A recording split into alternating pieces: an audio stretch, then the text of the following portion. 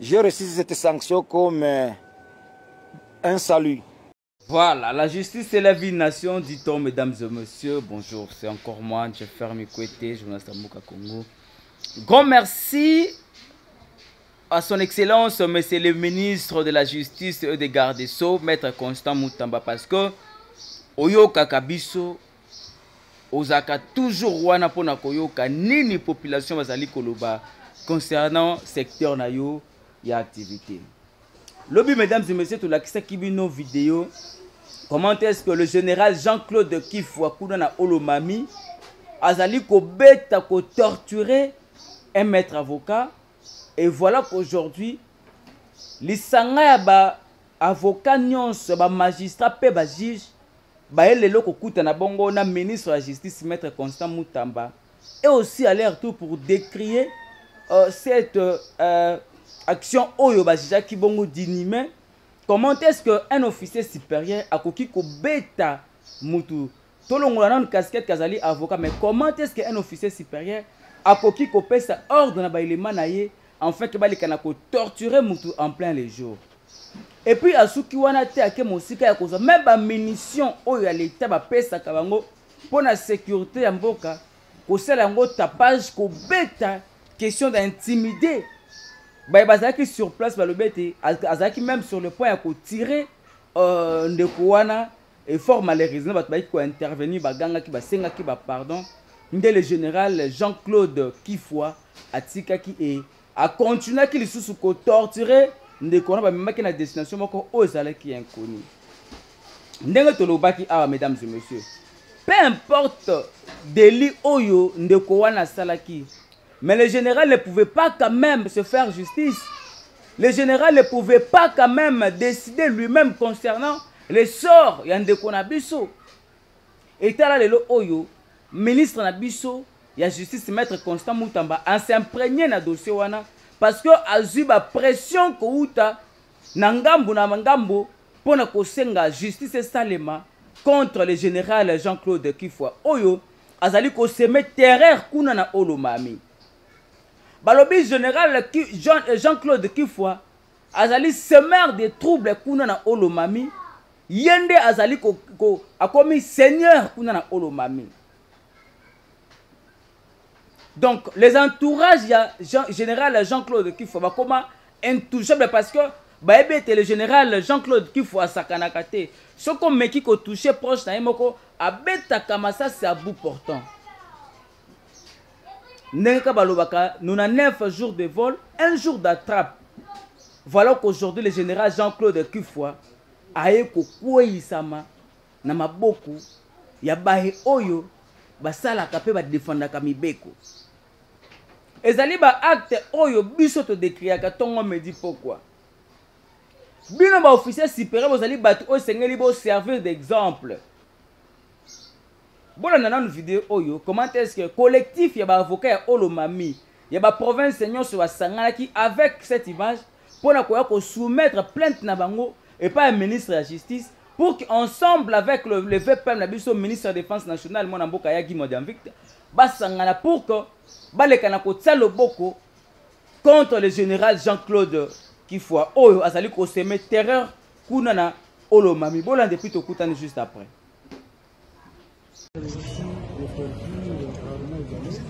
L'humiliation et même il a eu la vie sauve pour échapper à la balle parce qu'une femme est intervenue de la part du général Jean-Claude Kifwa. Ça a frustré tous les avocats de la République. Et nous avons dit que vous êtes pour l'instant l'homme qui soutenait l'avocat, qui est l'homme qui défend des causes des faibles, et que vous êtes là pour défendre les causes des faibles, et l'avocat est touché dans son amour propre. Il s'agit des avocats du barreau de Lomami, il s'agit des avocats du barreau de Katanga, bref, tous les avocats sont déterminés à ce qu'avec votre appui, qu'on puisse ramener le général Jean-Claude et qu'il soit jugé en urgence ici à Kinshasa. Nous avons déposé le mémo auprès de l'auditeur général et la plainte, s'il vous plaît, la dénonciation. Et nous venons également déposé auprès de vous, qui êtes pour l'instant le bastion même de la justice. Et en un mot, l'état de droit, ça s'appelle vous, pour ne pas dire ça passe par vous. Voilà pourquoi ce noyau d'avocats, pour ne pas venir envahir tous les programmes ici, est venu bousculer pour dire que son Excellence accepte de nous recevoir même debout pour faire entendre notre voix. Il y a péril en la demeure, votre intervention et même l'injonction est nécessaire pour voir ce monsieur qui se croit au-dessus de la loi pour torturer. Peut-être que vous n'avez pas d'image, mais si vous le voyez, c'est en dehors de normal. Et d'une part, de l'autre, le projet de loi que vous avez ressuscité et envoyé au Parlement est un atout pour les avocats. Il ne faut pas que toute la République vienne, nous sommes plus de 5000 pour l'instant, et votre cours ne sera pas contenir, et tous les avocats n'ont l'espoir que sur ça. Et enfin quelque chose qui était un mystère, on en a parlé plusieurs fois dans l'Assemblée ordinaire des avocats et consorts, mais c'était où est-ce que son Excellence est allé retrouver ça? Donc ça existait, et il s'implique pour qu'enfin cette loi-là puisse suivre le cours normal. Et voilà pourquoi les avocats, pour l'instant et pour toujours, nous soutiendrons. On ne dit pas à l'éternité parce que personne ne vivra au-delà de 120 ans, mais pour le reste de votre vie, les avocats. Merci beaucoup, M. le bâtonnier. Nous sommes pour mettre prochain. Et la plainte qui est en petit mémo là, on va déposer. Ça, ce sont les avocats.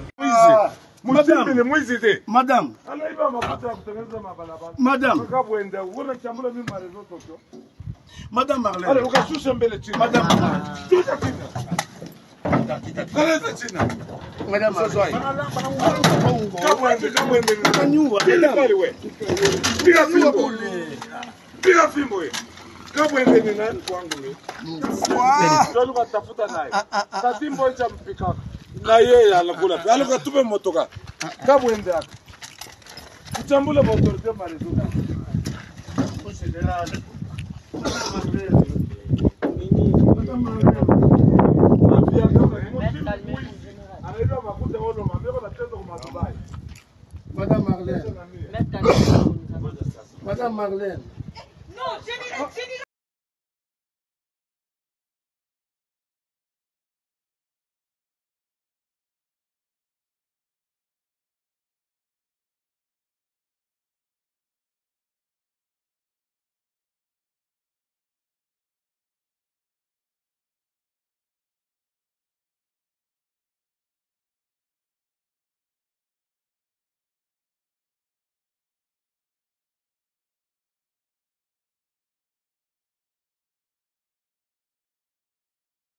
Voilà, de retour sur ce plateau, mesdames et messieurs, je pense que Bouti Kolanda Bongo, Nabokebi, message au collectif Yabavoka Olomami, ainsi que d'autres provinces, Basanganaki, pour dénoncer acte de barbarie Oyo, le général Jean-Claude Kifwa a sali kuna na Olomami.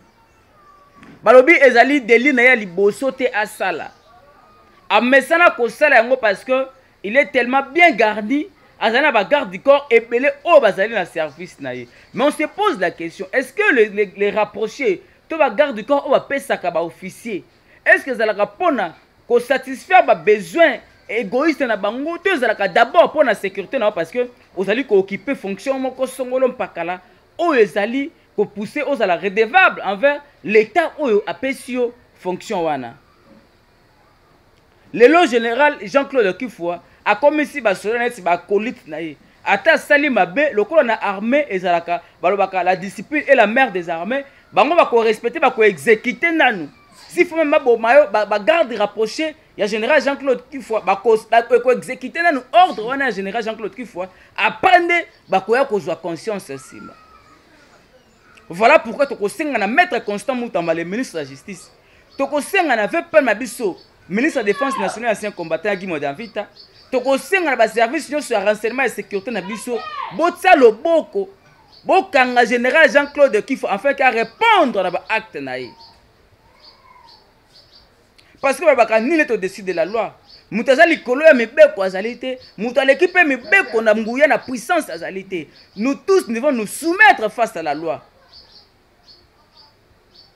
Ndenge balobaka, une bonne justice élève une nation. Lorsque la justice est bonne, yango nde sala kaete mboka pe etombwama. Ceux qui doivent assister na ba scène ya kimoyibe ya ba détournement. Na mboka na biso parce que dans le passé ba yeba kete appareil judiciaire ya mboka na biso allait contrôler kaka na bango moko miyibi. Et cette fois-ci avec l'avènement du chef de l'État Félix Antoine Tshilombo, le quoi ça a souci de mboka na biso se développer et changer. Aye ko pesa pe lisusu ministère wana ya justice na maboko elenge o pas zana ba innovation.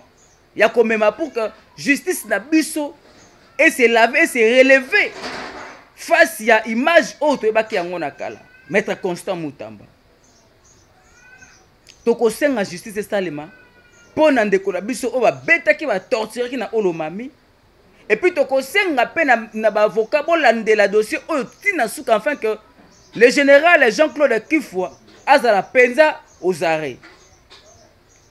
Nous saluons l'avènement du ministre de la Justice, Maître Constant Mutamba, dorénavant. Ata soki bakangi yo, et que basengi bakatelo amende moko songono mpakala. Okopesa ngo sous c'est pas ba OPJT. Okopesa ngo sous c'est pas ba magistrat, okopesa ngo pas ba avocat, okokende ko futa yango na banque. Enfin que amende oyo futi et contribuer également na trésor public na biso. Plutôt que les bossés à la Kibongo, bakatele amende ya 2 millions, il y a 3 millions, bakatele à $500 et continue à libérer ba avocat, ba magistrat et ba juge. Et cette fois-ci, Maître Constant Mutamba, ministre de la Justice, a eu une initiative, il a créé compte qui permettre de mais solo nyonso wana. Ba amende nyonso o to futa. Ezala bakangio na nzela, ezala bakangio na makambo ya ba pesa bakangio amende wana dorénavant et kozala payer à la banque. Et banque à côté un compte il y a trésor public pour servir bongo na relèvement et la justice ya mboka na biso. C'est comme ça que le pays va se développer. Tout ça pour ça ba initiative ya boy. Voilà pourquoi tu conseilles na Maître Constant Mutamba Hollande la biso ba miyibi nyonso o ba yiba mbongo ezala ba dossier ba forage ezala ba procès nini landela enfin que ba condamnation na bango ba amende ba kosenga bango ezala bongo versé na compte ya justice enfin que esa la mosala pour la kotombola lisusu nkita école na biso. Suivez cet élément, écoutez juste après. C'est une joie immense qui a comblé ma joie parce que cette Union européenne qui m'a sanctionné, c'est avec cette Union européenne avec qui nous faisons face sous prétexte du M23 et le Rwanda et l'Ouganda. Alors, est-ce que vous aurez encore le courage que vous aviez avant? Ou bien peut-être les sanctions vont anéantir votre force et votre courage? Je vous dis non. Non, rien ne peut nous décourager parce que d'ailleurs les sanctions nous ont plus fortifiés parce que quand vous avez frappé l'ennemi et qu'il crie de douleur, de là où vous avez frappé, il faut encore frapper 2 ou 3 fois afin que vous puissiez le neutraliser. Nous sommes en train de faire face à 2 pays fantômes, le Rwanda et l'Ouganda, mais les vrais planificateurs, les concepteurs de la balkanisation de notre pays, c'est même cette Union européenne et les États-Unis. Et alors, pour nous, ça ne joue pas sur notre morale. Ça ne joue pas, au contraire, ça nous donne plus de force, ça nous raffermit, afin qu'on puisse aller plus faire plus mieux qu'avant. Ils vous accusent de viols, de tortures et de kidnapping. Oui, ils ont manqué quoi dire. Ils ont manqué quoi dire, d'autant plus que ce ne sont pas eux qui doivent porter notre témoignage. Notre témoignage est porté par la population qui se trouve dans les zones que nous contrôlons. La population est témoin de ce que nous faisons. La population est là pour dire vous êtes des patriotes ou pas, et nous les demeurons. Et alors, ce que le... Vous n'êtes pas découragé? Du tout. on ne peut pas être découragé parce que nous sommes en train de défendre notre patrie. Nous sommes l'argent dans la banque, peut-être en ayant peur qu'on va bloquer vos comptes. Mais comment en Europe, là que vous nous parlez, d'abord c'est un continent vieux.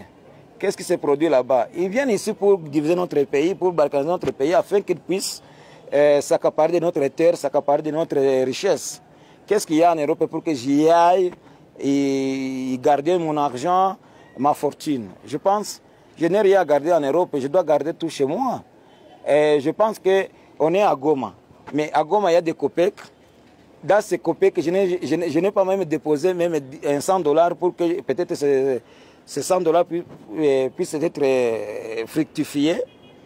Et même dans des tontines là qu'on appelle des kirimba, si on le dit en swahili, des likilimba. Je n'en ai pas. Parce que celui qui fait les kilimba, c'est celui qui est payé peut-être mensuellement. Alors comment vais-je aller garder l'argent que je n'ai pas entre mes mains en Europe et quand je ne parviens pas à le garder à Goma? Croyez-vous que la force que vous aviez avant d'être sanctionné et le courage, vous l'aurez toujours? Non, là on devient alors plus voyant qu'avant. On devient plus voyant qu'avant parce que c'est celui qui nous sanctionne, c'est celui qui nous faisons face à lui. Alors, dire qu'il nous a sanctionnés, c'est comme si vous prétendiez que l'ennemi puisse parler de vos éloges. Non, il ne peut pas parler de vos éloges. Il va critiquer négativement de tout ce que vous aurez fait.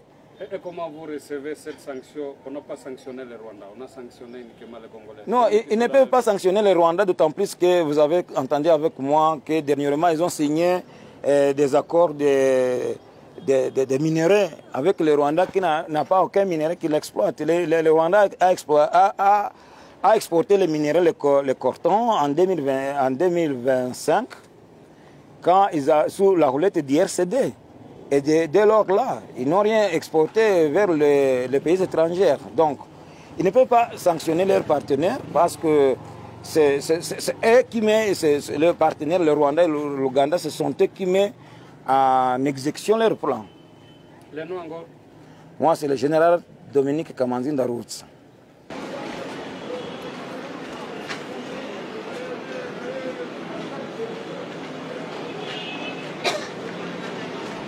Merci beaucoup, monsieur le journaliste. D'abord, au nom de Wanyirigira Kibindi Innocent, je suis le président et porte-parole de Pareco FF. Ces sanctions émises par l'Union européenne et les États-Unis d'Amérique, rien du tout ne nous fragilise jamais. Nous avons un programme très bien établi à défendre les terres de nos ancêtres. Ces amis cherchent à tout prix pour diviser. Voilà, mercredi 31 juillet 2024, mesdames et messieurs, nous sommes dans la province de la Tchopo, ville de Kisangani. Question de vous informer, de vous mettre au cœur de l'actualité concernant cette grande activité qui aura lieu ici même à la place de la Poste, dans la grande ville, la ville Boyomèse, la ville de Kisangani, mesdames et messieurs. En attendant le chef de l'État, les préparatifs est en train de se faire. Question pour cette population boyomèse d'attendre l'arrivée du premier citoyen de la République, le chef de l'État Félix Antoine Tshisekedi Tshilombo. Question de commémorer ainsi que d'indemniser les victimes de la guerre du 6 jours qui s'est tenue ici. Souvenez-vous, cette guerre du 2 août 1998 où cette guerre avait fait beaucoup de victimes, beaucoup de morts, et le chef de l'État, par sa volonté manifeste, étant le père de la République, il a décidé, il a jugé bon de venir question de compatir ainsi que d'indemniser les victimes Oyo, Bakoufaki à l'issue de cette guerre il y a 6 jours. La population boyomèse est déjà là. Question pour elle d'attendre ou d'accueillir le chef de l'État. Question pour également de lui témoigner leur hospitalité parce que la population boyomèse, la ville de Kisangani est une ville hospitalière. Yango biso, tu es déjà à Wapona Kolak Sabino déjà ambiance nengenini en attendant que le chef de l'État aya bongo na kati ya ville ya Kisangani, province ya Tchopo, ambiance population bazali penza mobilisée, déterminée ya koyamba bongo les premiers citoyens de la République. Tous les partis politiques mobilisés, les fondations, les ONG, société civile, toute la classe, toute la couche déjà mobilisée. Question pour eux d'accueillir ceux qu'ils appellent Fati Béton, Moukwa Tombolo, le béton de la République.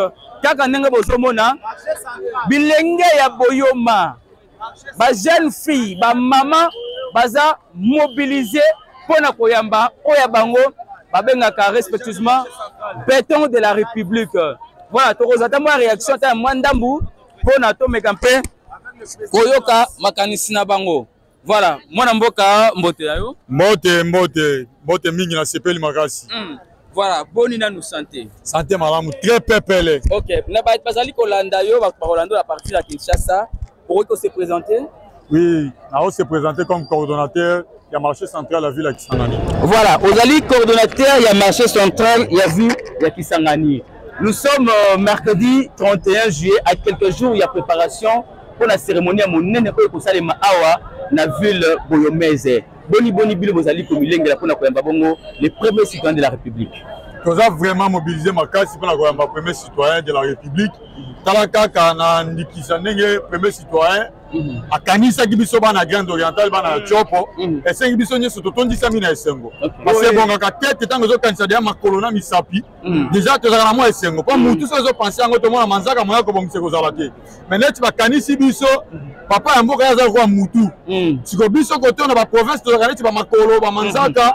Ce qui mouton quand ça biso comment qui manzaka ba bongisa kité évidemment ce qui mouton kanisi ta bata que non senti batanga qui bien te mais biso to sepeli parmi ba province oyo mokonzi mboka kanisi yango biso province à Chopo to vraiment la tête parce que tout le monde a presque biso makamunyos juste après réélection na ye après deuxième mandat na ye aye kozonga la subido azonga subiso pour que la sakeno azo kanisa ka biso parce que c'est facile te moko ba financement ekoya biso za bloqué mais ce que zo mona kolandana na dudu famba likunde la grâce na finance ya mboka wa mobimba esima mina maboko na ye c'est que ça il y a une partie à bénéfice ya biso bana ya Chopo ata lelo telobite les autres c'est que na 5 ans ya mandat à tour en tout cas merci pour na mokonzi mboka voilà avant de mettre maman na lisolo ya biso ya journée le 2 août tout cela par rapport à la mobilisation et puis tout le monde chef de l'État a honoré la grande province de Chopo et belé ya badine fils na badine fille ya province de Chopo bazabongo nommé na gouvernement ou ya maman Judith Tuluka le balabi nous allons par rapport à la reconnaissance sur le terrain Konzakolo à sali pour la bana ya province ya Boyoma reconnaissance c'est besoin toujours nous merci na mokonzi mboka et puis donc moni que nous avons conduit à Koyoka depuis biso to vana na ba konzinam to botami tenande to botami to kuti to mona na mokonzi à Koyoka boete parce que moni na mandat ya 5 ans asali bilan na ye ya 5 ans tant bilan ici atali c'est que na province oyo on a tala quitté ba tâche o simba quitté abandi ko simba biso province ya Chopo de province mobimba eza na ba église eza na ba école eza na ba société na ba zandu biso nyonso to sengie merci na nyonso sali pona biso no moni lelo Kisangani mobimba toza mobiliser pona koyamba mokonzi na mboka pona arriver ne awa so moni totelemi marché central ya province ya Chopo de la moto zala représenter ba konzinyo so bayaka biso marché central tozaka représenter te c'est toute la première fois tozaka représenter poni kozana mokonzi mboka azo koyoka so moni lelo marché central tâche nyonso tozaka représenter lelo awa pona koyamba mokonzi na mboka tomoni pena bana marché central boza pena mobiliser